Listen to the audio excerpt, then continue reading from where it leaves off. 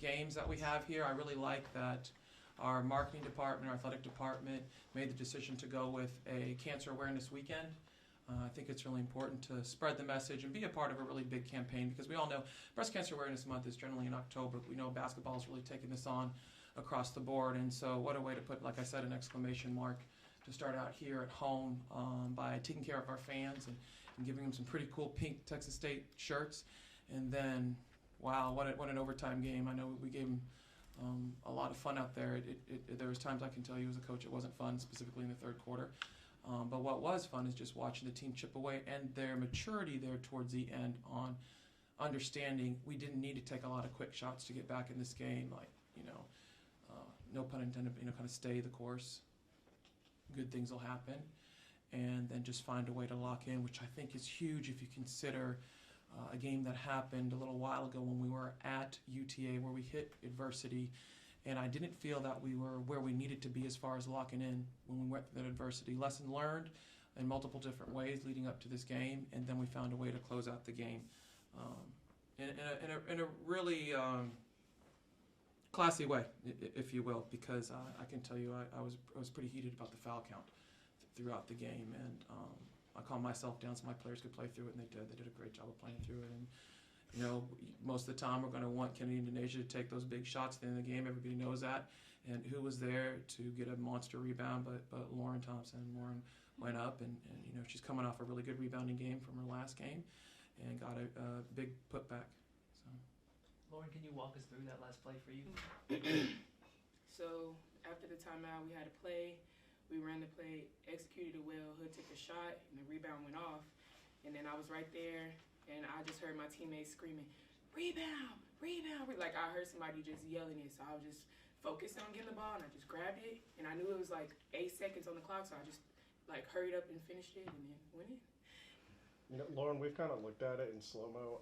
It bounces off your shoulder, and then it hits another girl. She kind of like volleyball sends it to you and you grab it. Did you know it was good when you put it up, or you're just panicking? No, I focused on the layup. I really wanted to put it in. And then even on the rebound, I knew it tapped somebody else's hand, then tapped me, and then it hit. But my teammates were literally screaming at the top of their lungs like, "Get it, get it, get it." So I just listened. I just found a way. And you knew when you put it up? Oh, for sure. I was focused. I wanted that bucket. I knew we needed that bucket. Coach, what kind of impact do you feel like the crowd had on tonight's game? Oh, tremendous. I'm really excited that we were able. Well, there were mostly positives. The one downside was it was really hard, as Kennedy will tell you, to get play calls in, or there were specific things that we wanted to switch up sometimes defensively that we just couldn't do because they were so loud. Having a consistent crowd would be great because then you learn how to play through that. But at the end of the day, I felt like those young women gave us, not to knock anybody else that was out there, but the Diamond Sweethearts were just amazing. Their support from the very beginning, from the second we were playing our hype video all the way to the very end, they understood, and clearly because, they're sports enthusiasts, when the team really needed them. And there were times that we were down and we needed a big defensive stop, and those women were on it. And I think their energy really brought more energy into the arena and got the other side going as well. Which is always nice to have when you're home, right? To have 2 wins back-to-back at home is a really good feeling considering how we start out. So I appreciate those young women being in the stands and all of our fans here. And I still go back to the fact that this is a weekend for us to utilize our platform as athletes to make cancer something that everybody's aware of, and that we still haven't found a cure, but we're making some strides, and fundraising is going to be the key. Kennedy, obviously the third quarter was a rough quarter. From free throw line, they got 17 free throws. They got to the free throw line 17 times. They only got to the free throw line once before the third quarter.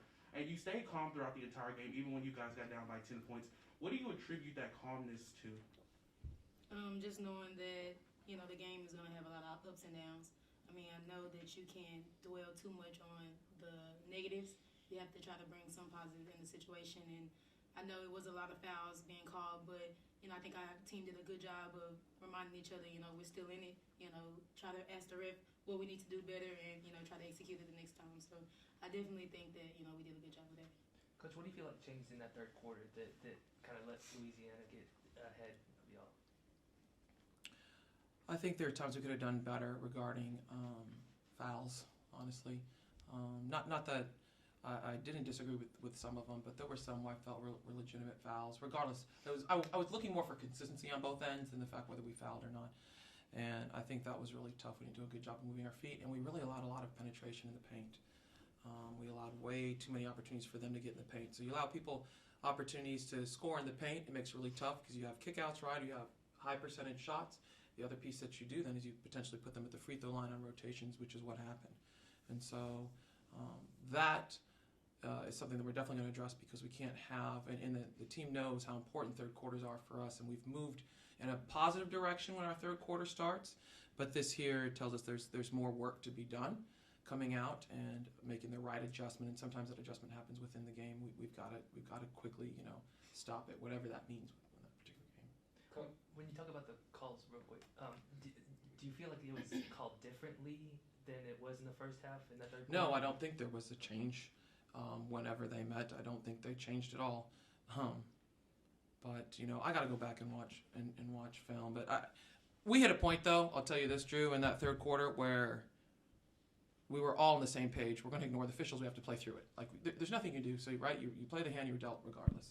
So and I think these women, as young women, definitely understand that there's things in life that you just have to learn how to play through and play above. And they did that. I didn't hear any more complaining, whining, nothing. It was like, let's just go to work, y'all. And I appreciate that because you need that level of maturity. Because if you sit there and whine and complain, they're running back in transition, right? And all it does is make the officials more upset.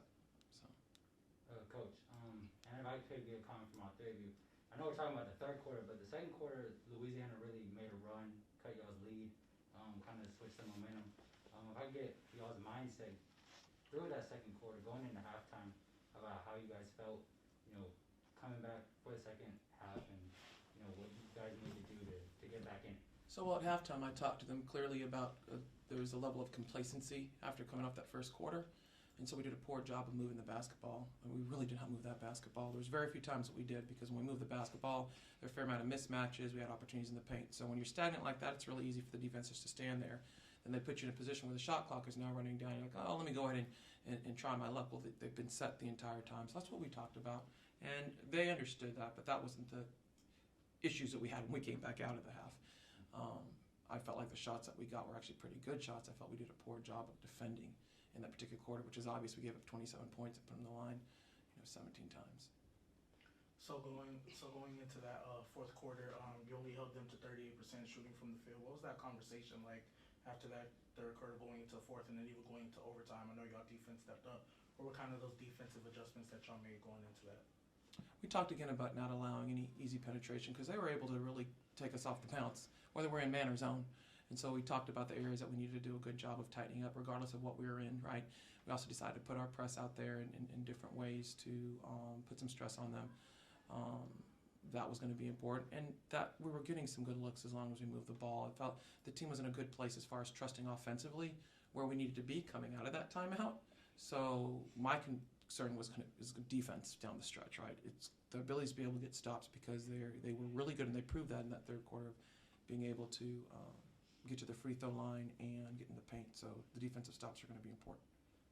For Kennedy and Lauryn, you guys go down 65-55, and then you close out the fourth quarter on a 12-2 run. What helped y'all get back into the game right there? I think just kind of remembering what we were doing well earlier. And I know that a lot of our teammates kept saying, last quarter, best quarter. So just kind of focusing in on what we were doing well earlier and just kind of executing it. I would say, excuse me. I would say the same. We just stayed together. We encouraged each other, and every time out, we had an opportunity to just keep each other encouraged. I think we never let go of the energy. We said that we had the momentum, and let's keep the momentum. Let's make the momentum too as well. So I really just say we stay together, and when we do that, we always succeed. Any other questions?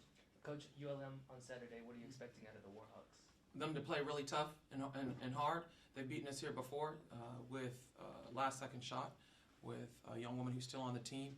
They had a young woman who didn't play that last time, who's a prolific scorer, great scorer for them. So I look for them to come in to be really aggressive, to be honest with you. I don't think that's going to change. I think that they have gotten progressively better. It's going to be largely dependent on how they start, so it's going to be really important that we do a great job defensively against them. But they're going to look a little bit different when we first played them, just like we looked different the first time around. When we started out, we had 3 players in COVID protocol on the road at those 2 schools, but they also had a couple players that were out as well. So, I didn't get a chance to watch the UTA game this morning. I know they got down by quite a bit. But once I have a chance to watch that tonight and move forward, I'll probably have a better idea as far as what I expect. But I expect they're going to play hard because that's all Brooks does. When she was at McNeese, I remember McNeese playing Baylor within like 10 points. So she's a tough coach. She really gets after it. I don't expect that to be any different when she comes in. And she's also part of the Gary Broadhead tree. They coach together. And so my expectation is that she's going to come in really tough. And we'll be prepared. I want them to have some fun tonight, enjoy, relax, enjoy the win, and then it's our job as coaches to get them ready and prepared. So when we hit the floor tomorrow, we'll get our team prepared for a tough Monroe team.